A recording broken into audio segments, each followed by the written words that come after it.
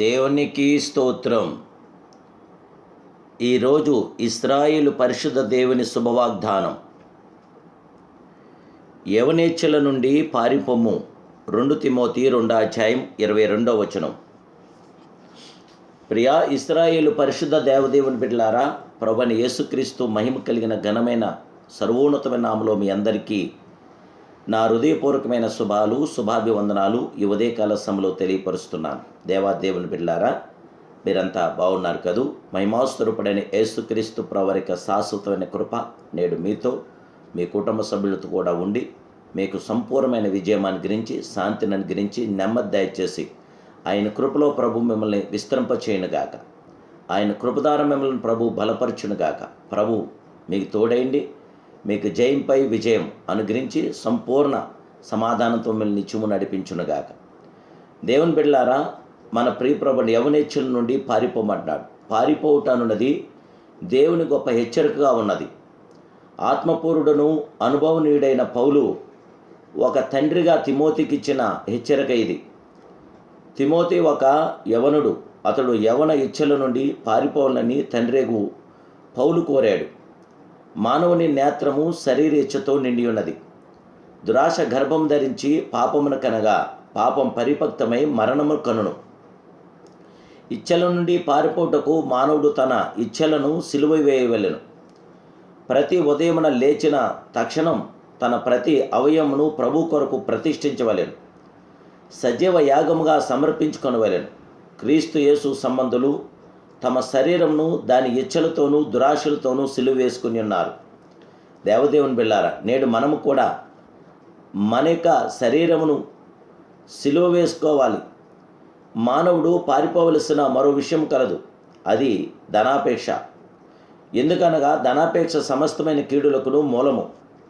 కొందరు దానిని ఆశించి విశ్వాసం నుండి తొలగిపోయి నానా బాధలతో తమను తామే పొడుచుకొని చనిపోతున్నారు. దైవజనుడా, నీవైతే వాటిని విసర్జించి నీతిని, భక్తిని, విశ్వాసము, ప్రేమను, ఓర్పును, సాత్వికమును సంపాదించుకుంటకు ప్రయాసపడమని దేవుని వాక్యం మనకు ప్రబోధిస్తుంది. దేవదేవుని బిడ్డలారా, చాలామంది అడ్డుదారులతో డబ్బు సంపాదించుకోరుచున్నారు.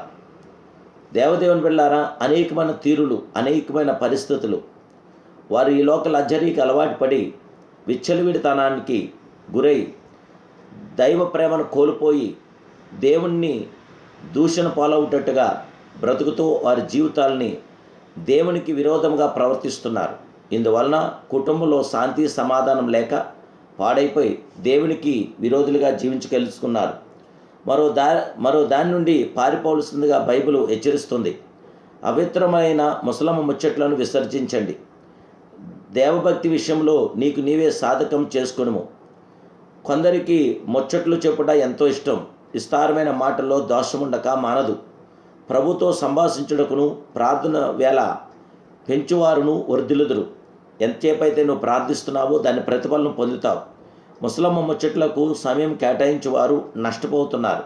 దేవుని బిడ్డలారా, నేడు నీ జీవితంలో ఏలోక ఇచ్ఛలతో కానీ, ధనాపేక్షతో కానీ, ముసలమ్మ ముచ్చట్లతో కానీ జీవించక పరిశుద్ధాత్మ దేవుని నామానికి మహిమార్థంగా, పరిశుద్ధాత్మ దేవదేవునికి ఘనతగా నువ్వు జీవిస్తున్నప్పుడు నీ జీవితంలో విజయవంతమైన ప్రతి ఆత్మకార్యం ప్రభు నీకు జరిగించబోతున్నాడు.